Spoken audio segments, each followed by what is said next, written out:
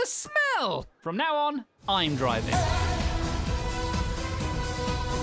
I was away from the internet all of Saturday, so I was a little late to watching the newest Eddsworld short. It's called Toad's Next Adventure, released just over 20 years after Toad's first adventure, and it picks up immediately following his final scene in 25 Feet Under the Seat. Check out the VHS tapes in the background of this shot. Old ones were still around in 2008. This is period accurate. Eddsworld is old. It's a lovely little short. Just like Tales of Terror, it's a silent film, and just like Tales of Terror, it's not exactly filled with jokes, but it certainly gives people like me a lot to think about. I've spent so much time speculating about what Toad was doing while he was away, and now we know that he was trying to make it as an inventor in the big city. Kaz already shared a bunch of great animation details on Twitter, like how Toad's lunch gets smaller and smaller as he struggles to make ends meet. Also, this drawing that he's trying to pitch is the time travel device from What the Future. What an interesting coinkydink. In the end, he's hired after drawing some kind of cylindrical looking thing, and given what we've seen of Toad in the past, it might just be some kind of tank.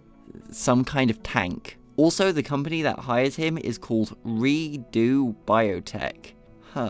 In the final few seconds, the screen fades on that red R logo, and it becomes clear to the audience that this video was sponsored by Raycon. Seriously though, there's plenty to speculate on, so speculation time. The name Redo obviously sounds a lot like the phrase redo, as in try again, and the fact that it's a biotechnology firm has some speculating that cloning technology might just be back on the table. I just want to say, I was technically correct either way. If this is a containment tank, one could imagine it holding some kind of clone or another organic being. Maybe this dinosaur-looking doohickey from the in production preview. Could this help explain that blueprint in the lab in Durham Lane?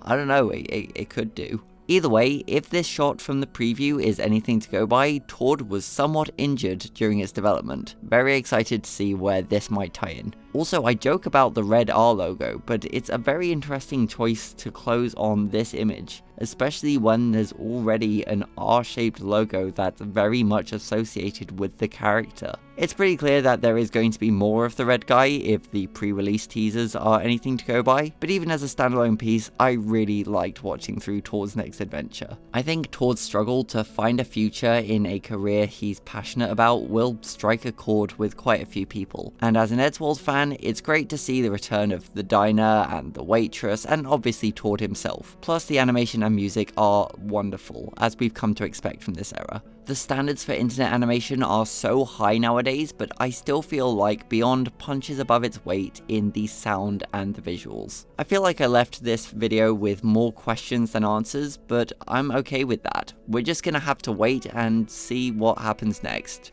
I can guarantee you that I'll make a video about whatever comes of this, so make sure to stay subscribed for that, and I will see you in the next one.